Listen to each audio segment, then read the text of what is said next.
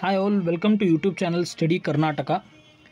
This is the third video in which we are discussing Karnataka related current affairs, and this video will be a little bit lengthier, but we will try to complete it as quick as possible. We will just see the questions in English and Kannada and then we will see the answers because it contains nearly 20 to 25 informations that will be useful for the examination.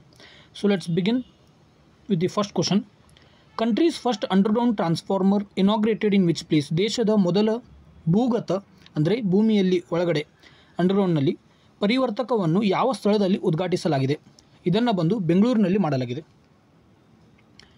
Fifth world coffee conference that took place in Bengaluru between which dates? 5ನೇ ವಿಶ್ವ coffee ಸಮ್ಮೇಳನ ಬೆಂಗಳೂರಿನಲ್ಲಿ ಯಾವ ದಿನಾಂಕಗಳ ನಡುವೆ ನಡೆಯಿತು? ಈ ದಿನಾಂಕವನ್ನು ನೆನಪಿಟ್ಕೊಳ್ಳಿ, ಯಾಕಂದರೆ KPSC ಈಗ ಫ್ಯಾಕ್ಟ್ಸ್ ಮೇಲೆ ಭಾಳಷ್ಟು ಫೋಕಸ್ ಮಾಡ್ತಾ ಇದೆ. ಹೀಗಾಗಿ ಡೇಟನ್ನು ನೆನಪಿಟ್ಕೊಳ್ಳಿ, 25th to 28th ಸೆಪ್ಟೆಂಬರ್. ಇಲ್ಲಿ ನೀವು ನೋಡ್ಬೋದು ರೋಹನ್ ಬೋಪಣ್ಣ ಅವರು ಇದರ ಬ್ರ್ಯಾಂಡ್ ಅಂಬಾಸಡರ್ ಆಗಿದ್ದರು. ಹಾಗೂ ಇದರ ಮ್ಯಾಸ್ಕಾಟ್ ಏನಾಗಿತ್ತು? ಈ ಕಾಫಿ ಕಾನ್ಫರೆನ್ಸ್ನ ಮ್ಯಾಸ್ಕಾಟ್ ಏನಾಗಿತ್ತು ಅದನ್ನು ಕಮೆಂಟ್ ಮಾಡಿ ತಿಳಿಸಿ. Karnataka government has appointed A committee under Sukhdev Thorat for state education policy. This commission consist of how many members?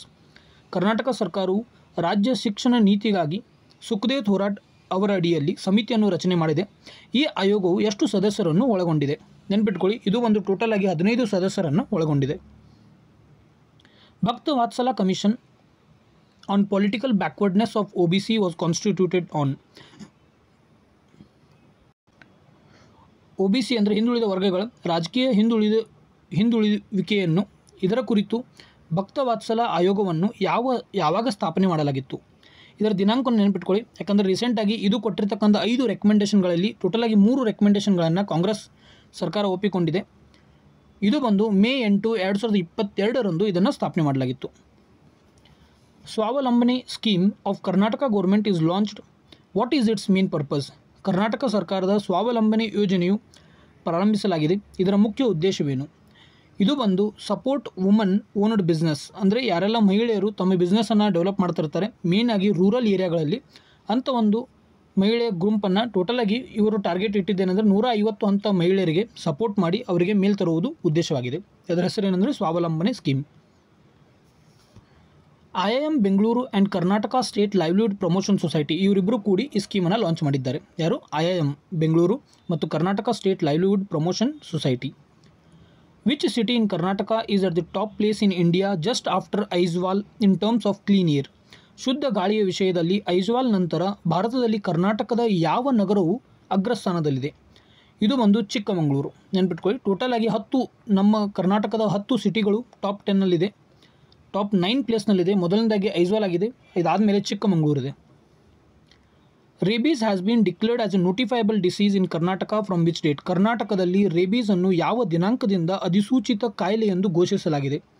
ಇದನ್ನು ನೆನಪಿಟ್ಕೊಳ್ಳಿ, ಇದು ಒಂದು ಡಿಸೆಂಬರ್ 5, 2022ರಿಂದ ಅಧಿಸೂಚಿತ ಕಾಯಿಲೆ ಎಂದು ಘೋಷಣೆ ಮಾಡಲಾಗಿದೆ. ಈಗ ರೀಸೆಂಟಾಗಿ ಕರ್ನಾಟಕದಲ್ಲಿ ಇನ್ನೊಂದು ಡಿಸೀಸನ್ನು ಅಥವಾ ಇನ್ನೊಂದು ಇನ್ಸಿಡೆಂಟನ್ನು ನೋಟಿಫೈಬಲ್ ಡಿಸೀಸ್ ಅಂತ ಘೋಷಣೆ ಮಾಡಿದ್ದಾರೆ. ಅದು ಯಾವುದೆಂದು ಎಂಬುದನ್ನು ಕಮೆಂಟ್ ಮಾಡಿ ತಿಳಿಸಿ. Which is Karnataka's first Gandhi ಗ್ರಾಮ? ಕರ್ನಾಟಕದ ಮೊದಲನೇ ಗಾಂಧಿ ಗ್ರಾಮ ಯಾವುದು? ಇದನ್ನು ಸ್ಟಾರ್ ಮಾರ್ಕ್ ಹಾಕೊಳ್ಳಿ, ಯಾಕಂದರೆ ಈ ಕ್ವಶನ್ ಬರ್ತಕ್ಕಂಥ ತುಂಬ ಚಾನ್ಸ್ ಇದೆ. ಯಾಕಂದರೆ ಈ ಗಾಂಧಿ ಗ್ರಾಮಕ್ಕೆ 2013ರಲ್ಲಿ ಸಿದ್ದರಾಮಯ್ಯ ಅಂದರೆ ಕಾಂಗ್ರೆಸ್ ಗೌರ್ಮೆಂಟು 20 ಎಕರೆ ಜಮೀನನ್ನು ನೀಡಲಾಗಿತ್ತು. ಆ ಗಾಂಧಿ ಗ್ರಾಮವನ್ನು ಡೆವಲಪ್ ಮಾಡಿ ಈಗ ಕರ್ನಾಟಕದ ಮೊದಲನೇ ಗಾಂಧಿ ಗ್ರಾಮ ಎಂದು ಘೋಷಣೆ ಮಾಡಲಾಗಿದೆ. ಇದು ಭಾರತದಲ್ಲಿ 3ನೇ ಗಾಂಧಿ ಗ್ರಾಮವಾಗಿದೆ.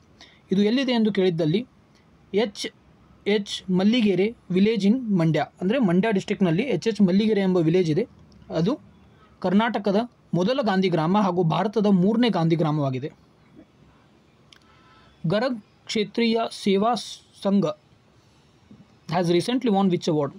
ಗರಗ್ ಕ್ಷತ್ರಿಯ ಸೇವಾ ಸಂಘ ಇತ್ತೀಚೆಗೆ ಯಾವ ಪ್ರಶಸ್ತಿಯನ್ನು ಗೆದ್ದಿದೆ?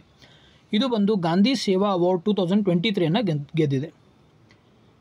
ಮಹಾನವಮಿ ದಿಬ್ಬ ಅಥವಾ ದಸರಾ ದಿಬ್ಬ ಎರಡು ಅಂತ ಕರೀತಾರೆ. ಮಹಾನವಮಿ ದಿಬ್ಬ ಅಥವಾ Dasara Dibba. It is a beautiful stone platform at which place?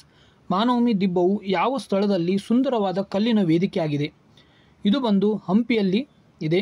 ಇದರ ಮೇನ್ ಮುಖ್ಯ ನೀವು ಇದರಲ್ಲಿ ಏನು ತಿಳ್ಕೊಬೇಕಂದ್ರೆ, it was built by Krishnadevaraya. ಇದನ್ನು ಕೃಷ್ಣದೇವರಾಯ ಅವರು ಕಟ್ಟಿದ್ರು to commemorate his victory over Udayagiri, ಅಂದರೆ ಉದಯಗಿರಿ ಮೇಲೆ ವಿಜಯವನ್ನು ಸಾಧಿಸಿದ ಮೇಲೆ ಇದನ್ನು ಕಟ್ಟಿದ್ರು. ಯಾರು? Krishnadevaraya. Hostile Activity Watch Kernel System, which is India's first centralized wildlife crime management system, was launched by? ಭಾರತದ ಮೊದಲನೇ ಕೇಂದ್ರೀಕೃತ ವನ್ಯಜೀವಿ ಅಪರಾಧ ನಿರ್ವಹಣಾ ವ್ಯವಸ್ಥೆಗಾಗಿ ಹಗೆತನ ಚಟುವಟಿಕೆಯ ವಾಚ್ ಕರ್ನಲ್ ಸಿಸ್ಟಮನ್ನು ಯಾರು ಪ್ರಾರಂಭಿಸಿದರು? ಇದು ಬಂದು ಕರ್ನಾಟಕ ಫಾರೆಸ್ಟ್ ಡಿಪಾರ್ಟ್ಮೆಂಟ್ ಮತ್ತು wild life trust of India. ಒಂದು ನೆನಪಿಟ್ಕೊಳ್ಳಿ, ಈ ಹಾಕ್ ಸಿಸ್ಟಮನ್ನು ಮೊದಲನೇ ಬಾರಿಗೆ 2017ರಲ್ಲಿ ಕೇರಳ ಸರ್ಕಾರ ಅಂದರೆ ಕೇರಳ ಫಾರೆಸ್ಟ್ ಡಿಪಾರ್ಟ್ಮೆಂಟ್ ಮತ್ತು ವೈಲ್ಡ್ ಲೈಫ್ ಟ್ರಸ್ಟ್ ಆಫ್ ಇಂಡಿಯಾದವರು ಡೆವಲಪ್ ಮಾಡ್ತಾಯಿದ್ರು. ಆದರೆ ಮೊದಲನೇ ಬಾರಿಗೆ ಹಾಸ್ಟೈಲ್ ಆ್ಯಕ್ಟ್ ವಾಚ್ ಕರ್ನಲ್ ಸಿಸ್ಟಮನ್ನು ಕರ್ನಾಟಕ ಫಾರೆಸ್ಟ್ ಡಿಪಾರ್ಟ್ಮೆಂಟ್ ಮತ್ತು wild life trust of India ಅವರು ಕರ್ನಾಟಕದಲ್ಲಿ ಇಂಟ್ರೊಡ್ಯೂಸ್ ಮಾಡಿದ್ದಾರೆ. Gruha Arogya scheme was launched by Karnataka government. It will be available for persons above which age. Karnataka ಸರ್ಕಾರವು ಪ್ರಾರಂಭಿಸಿರುವ ಗೃಹ ಆರೋಗ್ಯ ಯೋಜನೆ ಇದು ಯಾವ ವಯಸ್ಸಿನ ವ್ಯಕ್ತಿಗಳಿಗೆ ಲಭ್ಯವಾಗಿರುತ್ತೆ? ಇದು ಒಂದು 30 ಅಥವಾ 30+ ಇದ್ದವರಿಗೆ ಮನೆಗೆ ಹೋಗಿ ಗೃಹ ಆರೋಗ್ಯ ಅಂದರೆ ನಿಮ್ಮ ಆರೋಗ್ಯವನ್ನು ಚೆಕ್ ಮಾಡ್ತಾರೆ. ಏನಾದರೂ ತೊಂದರೆ ಇದರಲ್ಲಿ ನಿಮಗೆ ಪ್ರೈಮರಿ ಹೆಲ್ತ್ ಕೇರ್ ಸೆಂಟರ್ ಯೂನಿಟ್ಗೆ ಕಳಿಸ್ತಾರೆ. Champions of change award is given for what purpose? Champions of change ಪ್ರಶಸ್ತಿಯನ್ನು ಯಾವ ಉದ್ದೇಶಕ್ಕಾಗಿ ನೀಡಲಾಗುತ್ತದೆ? ನೆನ್ಪಿಟ್ಕೊಳ್ಳಿ, it is for promoting Gandhian values. Karnataka EV policy is for which period? Karnataka EV ನೀತಿ ಯಾವ ಅವಧಿಗೆ ಸಂಬಂಧಪಟ್ಟಿದೆ? ಇದು ಬಂದು 2023ರಿಂದ 28. ಹಾಗಾದರೆ ಕರ್ನಾಟಕದ ಯೂತ್ ಪಾಲಿಸಿ ಯಾವ ವರ್ಷವಿದೆ ಹಾಗೂ ಕರ್ನಾಟಕ ಸ್ಯಾಂಡ್ ಪಾಲಿಸಿ ಇವೆರಡನ್ನು ಕಮೆಂಟ್ ಮಾಡಿ ತಿಳಿಸಿ.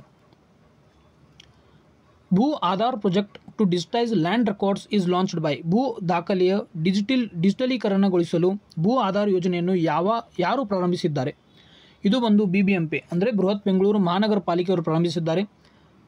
ಬೆಂಗಳೂರಿನಲ್ಲಿ ಇರ್ತಕ್ಕಂಥ ಪ್ರಾಪರ್ಟಿಗಳನ್ನು ಲ್ಯಾಟಿಟ್ಯೂಡ್ ಹಾಗೂ ಲಾಂಗಿಟ್ಯೂಡ್ ಮೂಲಕ ಮ್ಯಾಪ್ ಮಾಡಿ ಅದನ್ನು ಡಿಜಿಟಲೈಸೇಷನ್ ಮಾಡಬೇಕೆಂದು ಈ ಭೂ ಆಧಾರ್ ಪ್ರಾಜೆಕ್ಟನ್ನು ಲಾಂಚ್ ಮಾಡಿದ್ದಾರೆ. 36th law Asia conference held at which place?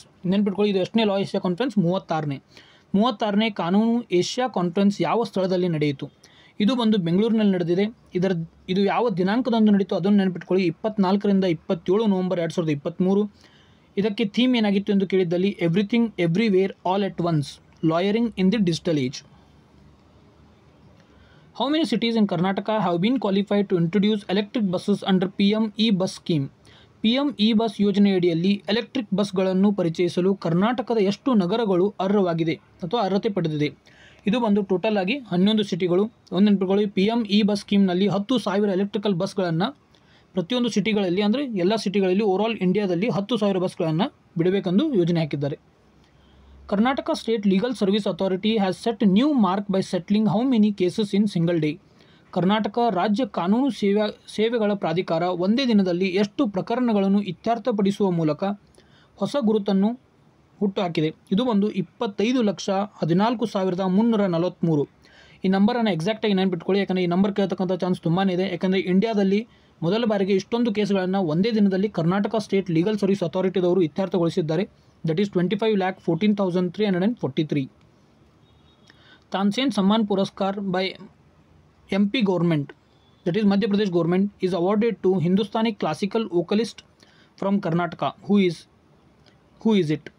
ಅಂದರೆ ಮಧ್ಯಪ್ರದೇಶ ಸರ್ಕಾರದಿಂದ ತಾನ್ಸೇನ್ ಸಮ್ಮಾನ ಪುರಸ್ಕಾರವನ್ನು ಕರ್ನಾಟಕದ ಹಿಂದೂಸ್ತಾನಿ ಶಾಸ್ತ್ರೀಯ ಗಾಯಕರಿಗೆ ನೀಡಲಾಗಿದೆ. ಅವರು ಯಾರು? ಅವರ ಹೆಸರು ಬಂದು ಪಂಡಿತ್ ಗಣಪತಿ ಭಟ್ ಹಾಸಂಗಿ. ಇವ್ರ ಹೆಸರು ನೆನಪಿಟ್ಕೊಳ್ಳಿ, ಇವರೇ ಪಂಡಿತ್ ಗಣಪತಿ ಭಟ್ ಹಾಸಂಗಿ. ಈ ಕ್ವಶನ್ ಕೇಳ್ತಕ್ಕಂಥ ಚಾನ್ಸ್ ತುಂಬಾ ಇದೆ. ಸೊ ನೋಟ್ಸ್ ಮಾಡ್ಕೊಳ್ಳಿ, ಪದೇ ರಿವಿಷನ್ ಮಾಡಿ, ಆಗ ನಿಮಗೆ ಇದು ಯೂಸ್ ಆಗುತ್ತೆ.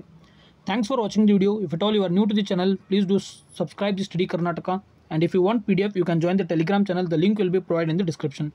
Thanks for watching the video. Have a nice day. Bye.